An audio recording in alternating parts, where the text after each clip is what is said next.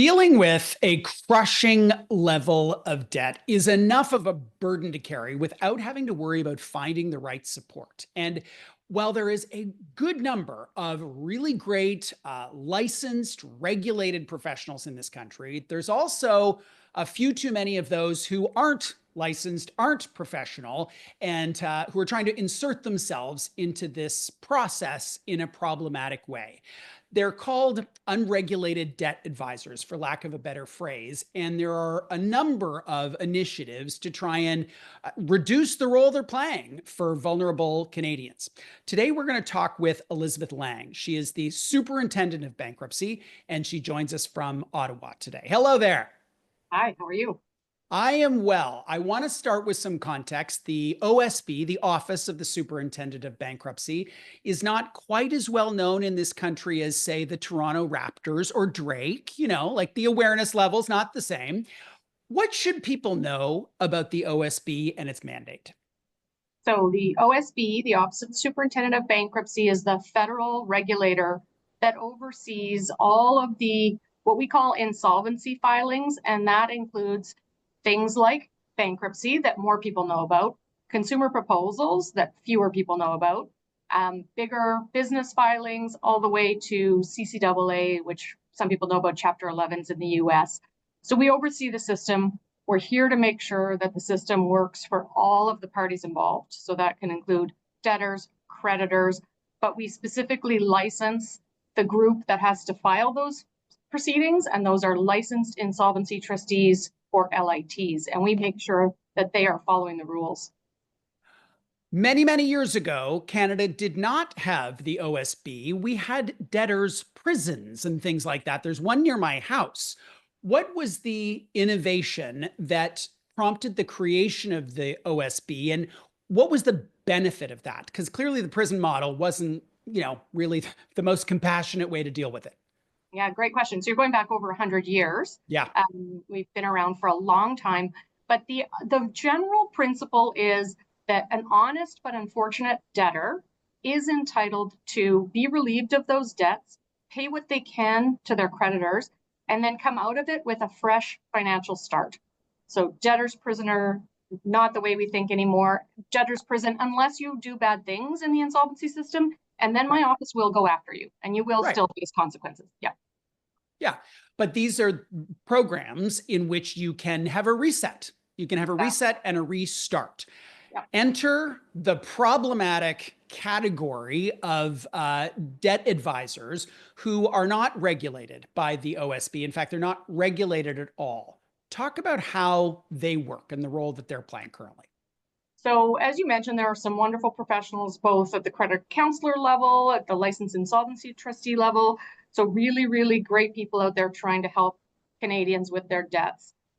There is this group in the middle that has basically taken advantage of the fact that a lot of debtors find dealing with debt stressful, as you said, crushing debt.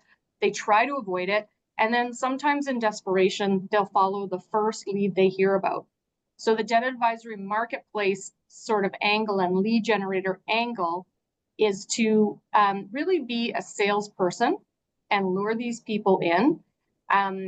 They'll often collect information, but only really to pass the debtor on to a licensed insolvency trustee to file a consumer proposal. So in the end, debtors are paying money for services they probably didn't need. They're delaying access to their solution. And in fact, they can limit their options by doing that. And it's often bad for creditors as well. So it's all around a problem. Bad. All around a problem, and not a small business. So in 2023, you estimated something like $20 million in fees or something? At least. So we get reporting on fees paid in the 6 months prior to an insolvency, and that's what was reported to us. We figure it's probably even more than that.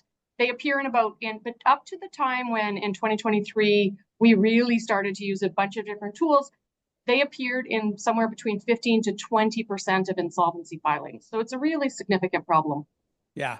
The analogy I give is like, you need to go see the doctor and someone finds you online and says, oh, I'll take you to the doctor. It's going to be $1,500, but I'll take you to the doctor. And if you don't know that it's Canada and you can just, try and go to a walk-in clinic or whatever, you might think that you need to pay that $1,500 when you really don't. They don't add any value at all. Yeah, they're a little trickier than that, of course, right, Bruce? They talk about being your advocate. They talk about helping you fix your credit. Sometimes they talk about loans. So there are different offerings they talk about. But what they cannot do is file an insolvency for you. Or on the other side of the spectrum, credit counselors who are overseen by provincial laws file debt management plans, and they can't do that either. Yeah. Yeah. The Toronto Star did an extensive piece on this 18 months ago. You've been focusing on it for a while. I've been talking about it for years. Why is this such a hard thing to shut down? They're trying to play up the middle of the lane, I guess, right? The provinces are there overseeing credit counselors. I clearly have a mandate to oversee the insolvency profession. What I've tried to do in the most recent years is say, you know what, I'm going to step out and do what I can to deal with this, even if it maybe wasn't fully under the acts that I regulate. So we are going to use every single tool in our toolkit to try to go after them. And that's everything from cease and desist letters. We have criminal sanctions in our act. We refer to the provinces in the Competition Bureau. And then recently in the fiscal economic statement, some additional tools were proposed where we could go after them civilly. And as of course, we're doing licensed insolvency trustee compliance as well for any trustee that's enabling them. How many LITs would you say I'm using air quotes here, caught? How many would you say you have caught working with these debt advisors? Because I can imagine the penalties and the consequences to them are significant. They could lose their license. Yeah, they could lose their license. And we have a recently reported license cancellation on our website that involves debt advisory, marketplace issues, and more, not just that. And we have 16 individual and 10 corporate investigations underway. Some of those involve debt advisory marketplace, as well as a compliance activity. So I don't have a number for you. It's somewhat of a work in progress, and my team is working diligently, and the news should start to sort of flow as quickly as possible so I can give you more concrete numbers. Yeah, but I'm sure if you're a licensed insolvency trustee and you're dealing in that gray area, you're at least fully aware that there are great risks to you and to your business for doing so. I want to pick up on the proposals to increase the penalties for debt advisors from like $5,000 to $100,000. We're in a period of flux politically. How long do you think it'll be until those kinds of changes are enacted? I am not a betting person, Bruce, but I can only say I hope soon. We've got a lot of uncertainty in the political front, but they are much needed changes. So I think that they will make their way through the system fairly soon, regardless of what else happens politically. That's what I'll say. It seems, as an observer who doesn't run any of this stuff and doesn't understand the laws as you do, it seems like your regulatory power is insufficient in this area. Why is that? What is it about the history of the laws or the background to your mandate that doesn't give you more power to go after these debt advisors? I guess it has potentially something to do with federal provincial jurisdiction. So, credit counselors are provincially overseen. Insolvency is federally overseen. And there's been this gray area. Are these more like credit counselors? Are they more like trustees, but they're not licensed? So we've had to get really creative and think about all the ways we could use every single tool in our toolbox. And I will tell you, it is making a difference. So that amount that you cited, $20 million, we've seen about a 47% drop in that since our really recent effort. And only 12% of filings are now reporting financial advice. So down from that 15 to 20. So lots more work to do, but we're making a difference. Yeah. Say more about that, because that's one of the diagnostics that can indicate that a client has been working with a debt advisor if they have ticked the box on financial advice. Tell us more about that.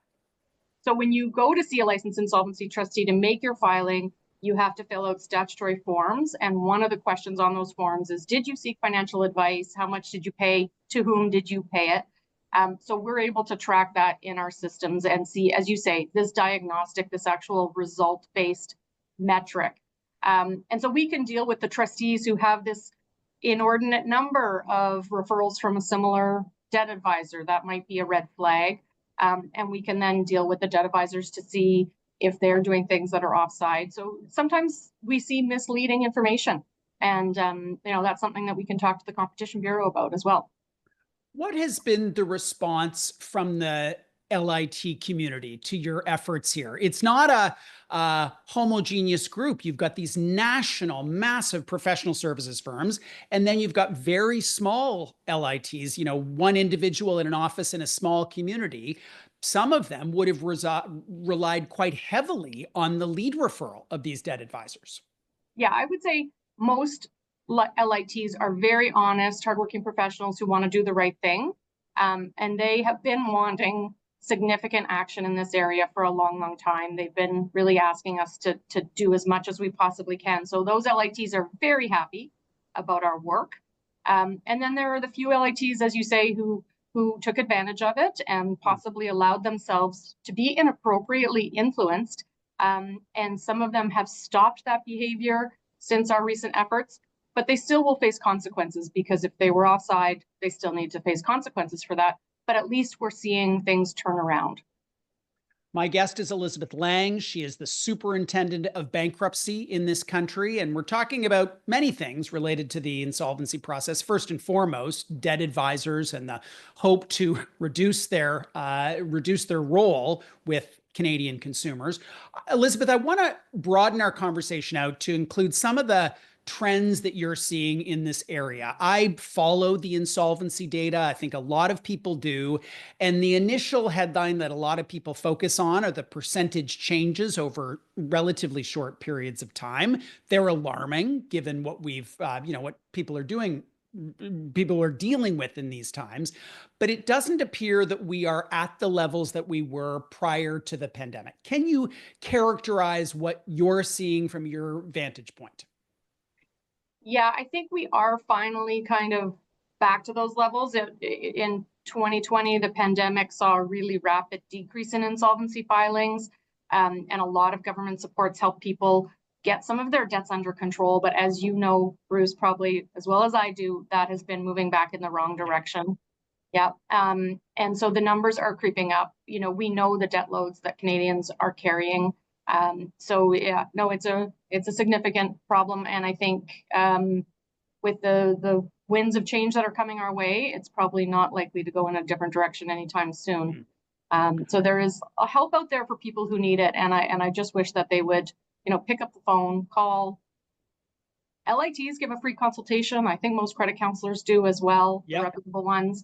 I think if you and I had our wish, they would call more than one professional. Yeah. Compare services, right? Try to get a good sense of what you're being offered. There should be no pressure sales in this area. It's already enough that Canadians have to deal with.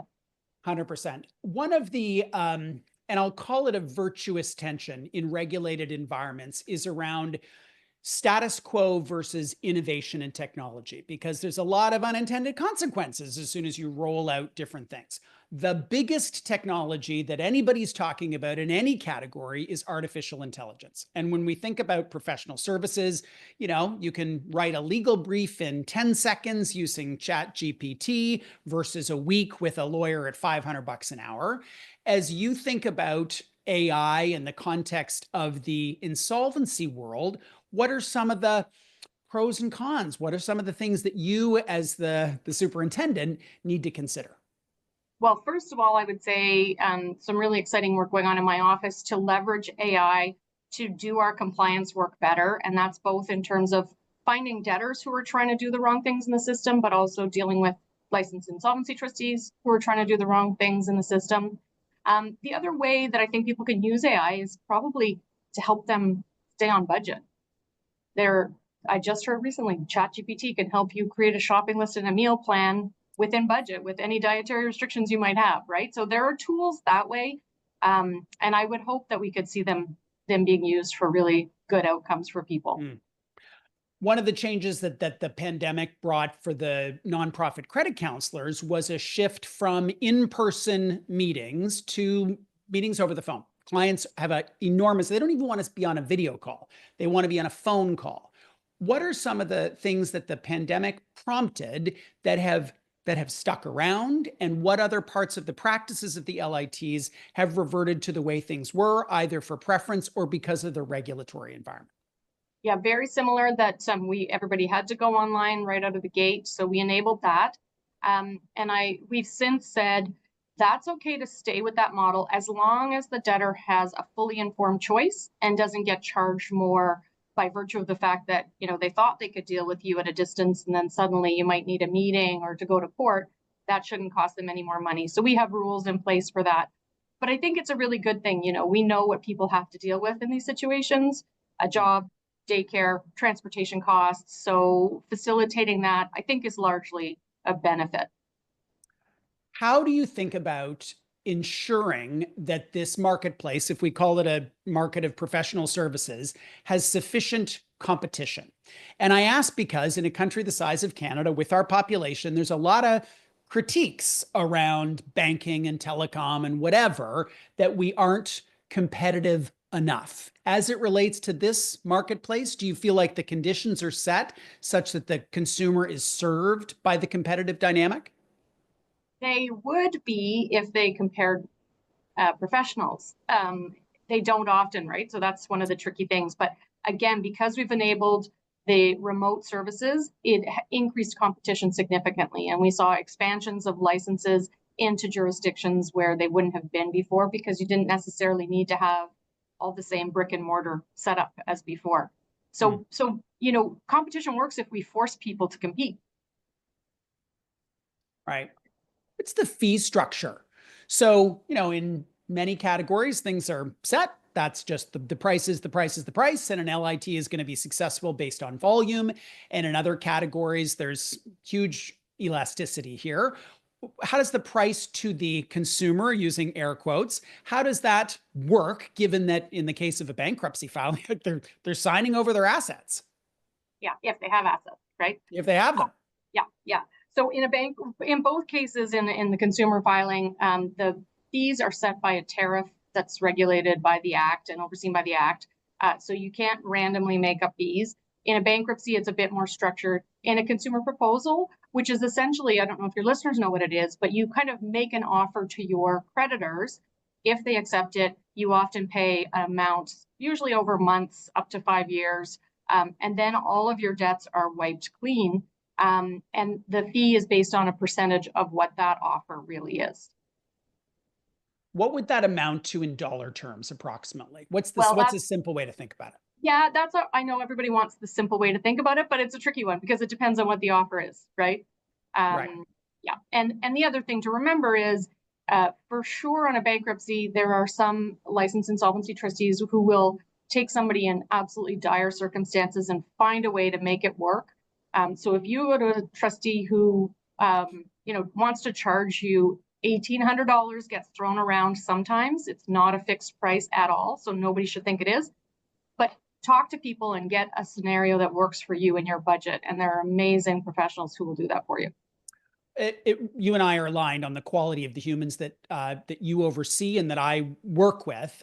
What does it take to become a licensed insolvency trustee? People have a framework for, a CFA or a CPA or a medical degree or whatever. What's involved? It's not like you're officiating a wedding. You don't get it online. No, that's a great question. A lot of people come to us either growing up through the profession or they have an accounting or law background.